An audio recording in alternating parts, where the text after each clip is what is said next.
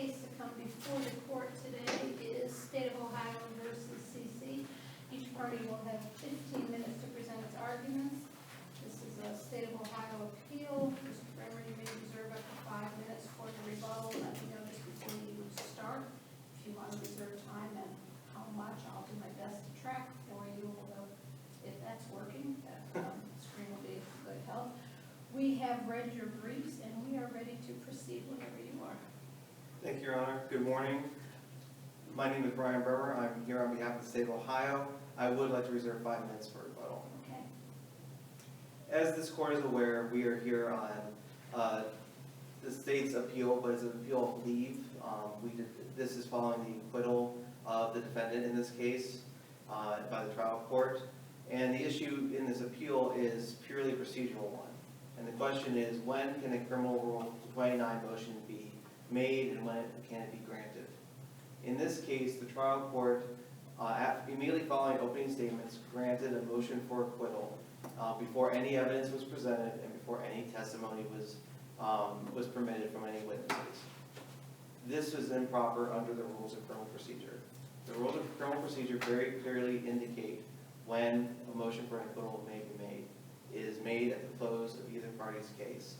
In this case, the prosecution did not get to present its case, and the trial court had no evidence with which to weigh the sufficiency of the case that was presented and decide whether an offense had occurred. For that reason alone, this court should affirm the sign of error and issue a decision clarifying for courts in this district that a criminal rule 29 motion must be made at the earliest immediately following the prosecution's case being completed. The appellee on appeal has said that this motion is permitted under old Supreme Court precedent from 1924 and 1950. Those cases are State v. Lowenstein and State v. Karcher. Those cases both predate the adoption of the rules of criminal procedure, and neither case has been cited by the Supreme Court subsequent to the adoption of the rules of criminal procedure. In fact, the only time Lowenstein has only been cited 2 times by the Supreme Court, once in 1929 for an unrelated reason, then again in Karcher. And the important thing in both cases, in Karcher and Lowenstein, is that neither case actually held that the granting of a motion following the opening statements was proper. Both cases actually held that the motion was improper based on the facts of the case. And there was some dicta in in Karcher, I believe, that talked about that the motion could be proper, but then neither court actually held that the motion actually was proper and was permitted. Subsequent to that, the case, this issue has come up again and again in courts around the state, and the appellate courts have universally held that, and they've never held that the motion should have been granted at any point. So the courts have always analyzed this under the idea of what were the facts of the case, and therefore the motion was properly denied by the trial court. So none of the courts had to actually grapple with the idea of, all right, the motion on its face would be proper, but with the motion, is this actually a proper motion? They never need to reevaluate Karcher under the idea subsequent to the criminal rules of procedure. Only one court out of all 20 cases has actually engaged in such an analysis, and that was State v. Scott from the 12th District. And the analysis in Scott is flawed for 2 reasons. First, Scott says that there's no rule of criminal procedure governing such a motion that was described in Karcher and Lowenstein. That's not accurate because Criminal Rule 29 does govern such a motion. It's about whether the prosecution can prove its case, and that is in Criminal Rule 29. And the way Scott gets around that is Scott says, well, Criminal Rule 29 says that it may be made at this time. It doesn't say that this is the only time it may be made. But that goes against interpretation rules about the idea that if you explicitly say that one thing is permitted, then that excludes everything else. And if Criminal Rule 29 didn't stand for the proposition that you can only make these motions at the close of the state's case and the close of the defense's case, then Criminal Rule 29 shouldn't even exist because you can make the motion at any time. There'd be no reason for the rule to exist or to read the way it does. And that's why the idea that when Scott does the analysis, says there's no criminal rule discussing these motions that are made after opening statement. Criminal Rule 29 covers this. It says you can't, implicitly it says you can't make them after opening statement. Scott then goes on to say, because there's no criminal rule, we can look at the civil rules. And they analogize the motion to being equivalent to a motion for directed verdict following opening statements. That analysis is improper because what that does is it incorrectly makes civil proceedings and criminal proceedings equivalent. They're not. In civil proceedings, either party can make a motion for directed verdict. And then, if whichever party, if a party loses that motion, it can then appeal. The court can review that, decide whether the motion was proper. And if the granting of the motion was improper, can reverse and remand for further proceedings, a new trial. In criminal proceedings, only one party can make such a motion. It's the defense, for obvious reasons. But if the motion is granted, there's no remedy. There is no remedy for the prosecution. I know, I recognize that I'm here right now, but this is not really a remedy for this case. It's a remedy to try to prevent this from happening in the future. And we cannot retry the defendant here. He was acquitted after the jury was seated. He was acquitted after double jeopardy attached. There is no remedy here, unlike in a civil proceeding. That's why making it the equivalent of a directed verdict is not fair, and it is an incorrect conclusion to draw from the interaction of civil rules.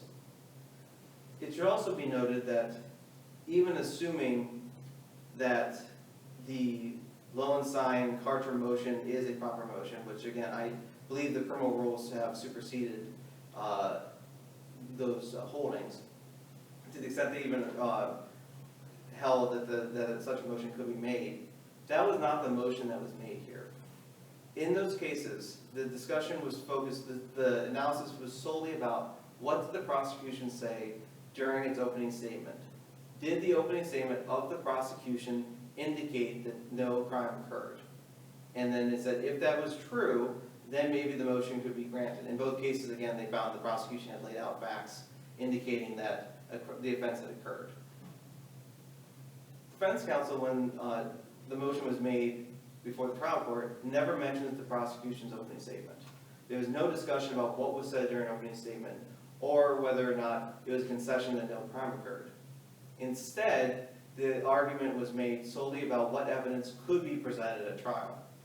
And it was under those circumstances that it wasn't about the opening statement, so it wasn't about the motion in Karcher and Lowenstein. It was a criminal Rule 29 motion before evidence had even come in. And then the trial court made assumptions about what the evidence would be, what evidence it would permit to come in, and from that it made a decision that the prosecution would not be able to prove its case.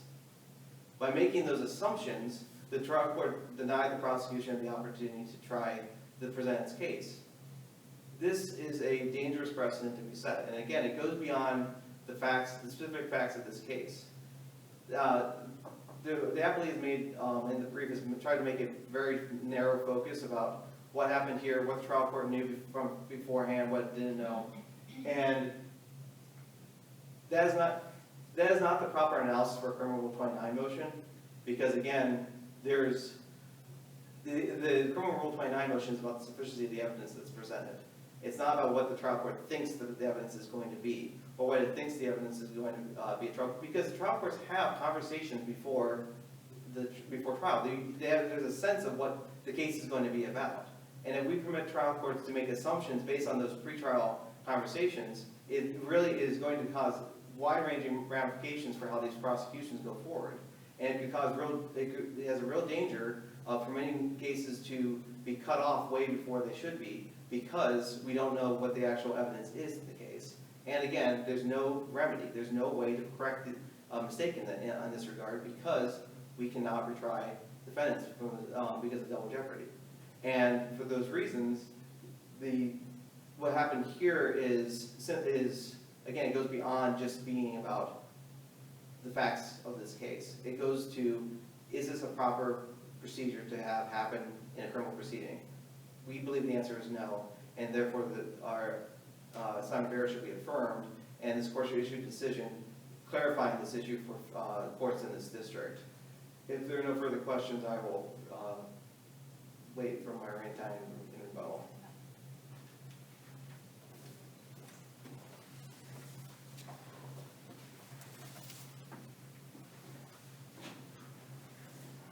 Good morning. May it please the court, counsel. The remedy that the city of Akron had at hand during the trial of my client was to request leave to appeal under Criminal Rule 12J. The city chose not to do that. Instead, the jury was in panel, opening statements were made, and the trial court rightly found there was no corpus delicti. This isn't a case where there's a question of sufficiency of evidence, direct evidence, circumstantial evidence, what kind of witnesses might appear, what they might say. This was a civil protection order prosecution. If there is no civil protection order, there can be no prosecution. When the city filed its motion with this court requesting leave to have you hear this appeal, the city clearly said there could have been another protection order. By the time the city filed its reply brief in the appeal you allowed, the city changed its tune and is admitting now there was no other evidence to be presented. I ask you, what trial judge should sit and demand a jury's attention and put a defendant in jeopardy when there is no civil protection order under which to prosecute him? At what point is the judge allowed to control his or her courtroom? Counsel? Yes. I guess what I'm wondering is, if you make those arguments, and it seems like they're good arguments for this particular case, but I think the prosecution was just saying, the state was just saying, clarifying in its opening argument here, that this is all about future cases. There's no remedy for this case. Would you agree with that? That is correct. Even if they win this appeal, That is correct. that's not going to impact your client. That is But it could impact the law in the district of the 9th district for a long time. So I guess some of your arguments seem to go to this particular case instead of to the actual law on this issue, or how it will impact other cases. So I'm just wondering about that. Well, let's say this comes up again in a different setting, since we're going to use a hypothetical. Hypothetically, let's say my client is charged with criminal trespass. Now, in the city of Akron, criminal trespass under the municipal ordinance is enhanceable, like a domestic violence, like a civil protection order, like an OVI. It's enhanceable. So let's say my client is charged with criminal trespass, having been convicted twice before with criminal trespass. So now it's a misdemeanor of the first degree. Come to trial, and defense counsel advises the court, those two prior convictions in the complaint were both expunged. Can those come in? No, those cannot come in. If we don't respect the facts of this case in terms of what Criminal Rule 29 allows, then what would prevent a trial judge from allowing evidence of expunged criminal cases in enhanceable offenses?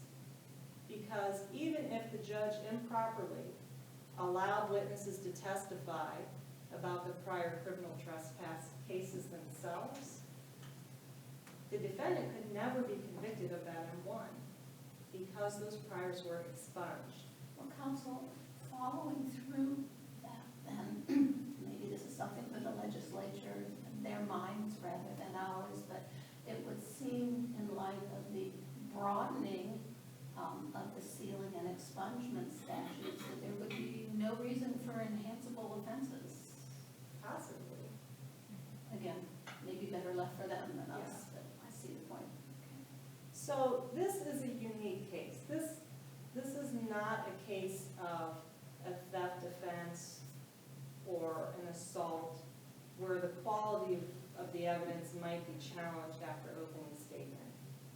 This is like saying, after opening statement, the trial judge has realized there is no body. If this were a murder case, and at the end of the state's opening statement, it were revealed there actually was no person murdered. That person in the complaint did not exist. No corpus delicti.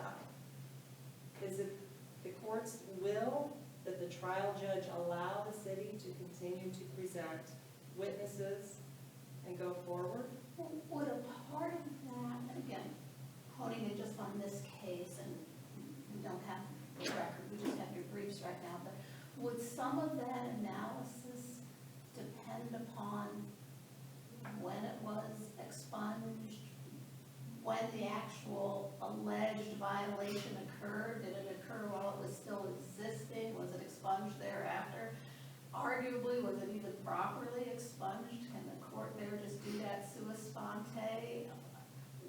Weren't some of those factors that probably should have been taken into consideration after the presentation of evidence, or were those factors such that the state had nothing to present even in that regard? Did that make any sense to you? It did, Your Honor, and I think that addresses the issue the city really wanted to appeal, and this court did not take that issue. But once the trial judge determined that the CPO had been expunged, that ends that question. You can't argue that issue to the jury. The jury doesn't get to decide if the CPO is expunged. And the expungement is different from a sealing. The expungement operates as a time machine. So it doesn't really matter when it was expunged. If on the day of trial it had been expunged by the day of trial, which it had, it's erased. Just like in a case where you might impeach a witness with a prior conviction, turns out it had been expunged, you cannot do that. Counsel, I guess I'm still going to the big picture. Yeah. And I guess what I'm wondering is, how is this different than after a motion to suppress is granted, like in a drug case or something, and there's no drugs? So like you say, there's no corpus delicti.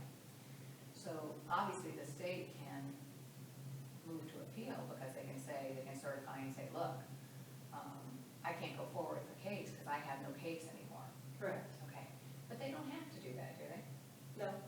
Okay, so why is this so different than any other case where evidence is suppressed or anything else? I mean, it seems to me like the prosecution, they may be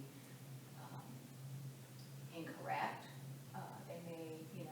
they might not exercise good judgment by bringing the case forward, but that still seems like that should be prosecutorial discretion in regard to what cases to present, and that the court should go from there. And Your Honor, which is why I raised the issue of waiver, because in this particular case, that was waived. So the city clearly had the opportunity to appeal the suppression, as you pointed out, just like in a drug case. It chose not to. But they did not raise the issue of the timing of the motion to dismiss. To the contrary, when you look at the transcript, the city prosecutor at trial, no less than 5 times, asked the judge to treat the defense motion in limine as a motion to dismiss, and even cited language right out of Rule 12J that this had so hampered her case she couldn't possibly proceed, and she wanted the judge to rule on the motion to dismiss. Now, the city doesn't think that's a good argument because the prosecutor didn't argue that the judge should grant the motion to dismiss. But that's not the question. Did the city ask the judge to treat it as a motion to dismiss and rule on it? Yes. The fact that the trial judge ruled in favor of the defendant was a risk that the city took when the prosecutor asked the judge to do that. And at the end of the trial, during the Rule 29 argument, the city did not complain about the timing. The prosecutor did not say, oh, I have other evidence this isn't all I have. I get a chance to present it. What the city did was simply repeat its argument about the expungement. The evidence just reiterated its suppression argument. So on these facts, a trial judge should be allowed to dismiss the case and not continue with the trial, with the jury, and in this particular case, with a very vulnerable defendant whose biological mother was going to take the witness stand and testify against him. I think trial judges have some control over the proceedings in their court, and when there is no corpus delicti, and when the city itself, the prosecutor in this case, is urging the court to rule on a motion to dismiss, the judge does not err when he rules on that motion. Counsel, then, would you agree that we could rule that a judge granting an acquittal after opening statement is improper, but there was no error here because of the fact that the prosecution waived the issue? You could certainly rule that, Your Honor, and I believe I cite a case in my brief where another court has done that. They found harmless error in that case because it was, as you point out, a suppression issue. Yes. I would urge you to go a step further and allow trial judges the freedom to feel that they are not committing an error when there's no corpus delicti in the case. And again, this is not a simple suppression. A civil protection order is a special law that only applies to one person. It's like repealing a law. Several states have repealed marijuana laws, gone to great lengths to help people by expunging their records, sometimes without them even asking. And that's just based on a repealed law. This is expunged as if it never existed. In this case, the Criminal Rule 29 motion after opening statement is not only proper, but it's the right thing to do, and the trial judge should have the ability to grant that motion at that time. Thank you very much. Thank you. Mr. Berman, you have your full 5 minutes. Thank you, Your Honor. I just want to touch on a few issues that were raised during the appellee's argument. The first issue is that the state could not have done a criminal rule 12K appeal. The trial court never journalized this decision. It was an oral statement made the day of trial, immediately preceding the jury being seated, that said that the trial court was going to grant the motion in limine. There was no there was no final decision from which we could have appealed. Well, I guess in my mind, going again, just what I've read in the briefs, I'm wondering why you even want to, if at that point the trial court said that he or she would allow the testimony again. I mean, versus the document, which didn't exist anymore. Well, again, our position would be that the document did exist, the time for appeal had not run, the trial court was incorrect on that matter. But, notwithstanding that, the trial court indicated that it was going to suppress, it was going to exclude the actual document, but permit testimony about the document. And what then happened was, the court never journalized that decision. So there was no motion, there's nothing we could have done to appeal at that time. The trial had, unless, now I think ideally the prosecutor could have maybe asked the trial court to journalize that decision so it could have been appealed. That didn't happen here. But the court then moved in, so at this point it's still interlocutory. That decision the trial court made before trial was interlocutory. It became final after the jury was seated, and then when it was granting the motion to suppress, that's when it became a final decision on what it was going to let in. And then it changed its ruling too. So it was even more harmful in the sense that it was changing what it told the prosecution it was going to let come in at the time it made the initial ruling. The other issue I wanted to touch on is the analogy that is being made by the appellee is the idea that about the enhanceability of offenses. That goes to the admissibility of the evidence. That does not go to whether or not there is sufficient evidence of a crime for the purpose of acquittal.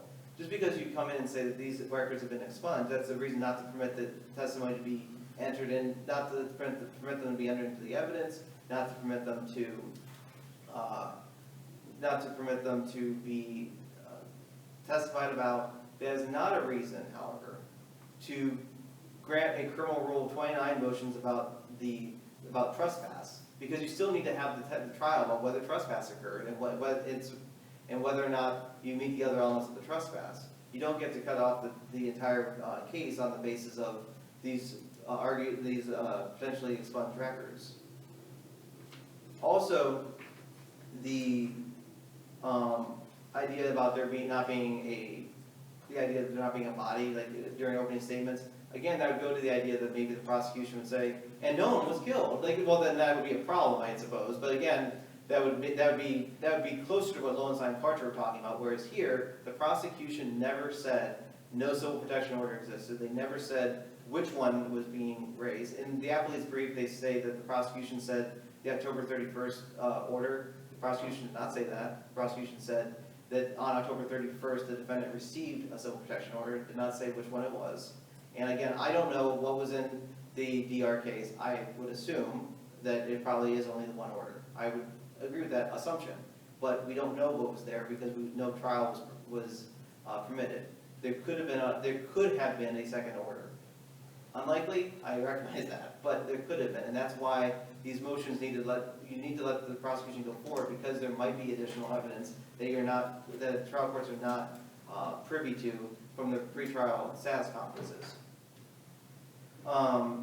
As far as the invited error issue, this entire argument about the motion about how this motion eliminated where the motion was really a motion to dismiss occurred prior to the jury being seated. The prosecution was basically trying to avoid a double jeopardy issue. The trial court disagreed and permitted the trial to go forward. That is not invited error when after the discussion has occurred, a separate different motion happens under different circumstances, and then you argue against that motion. That's not invited error. That is, you're explicitly arguing against what you didn't ask for what is happening to happen, and then you're also arguing against it. You're not inviting the court to make the error. So that for that reason, the invited error doctrine does not really apply in this case. And again, as I point out in my brief, the idea of invited error, harmless error, all these issues really go to more whether there's a reversible error, whether someone can get a second bite of the apple after they induce the trial court to make an error. With that, your time's up. All right, I want to thank both sides for their thought-provoking presentations. We will take the matter under advisement, issue a written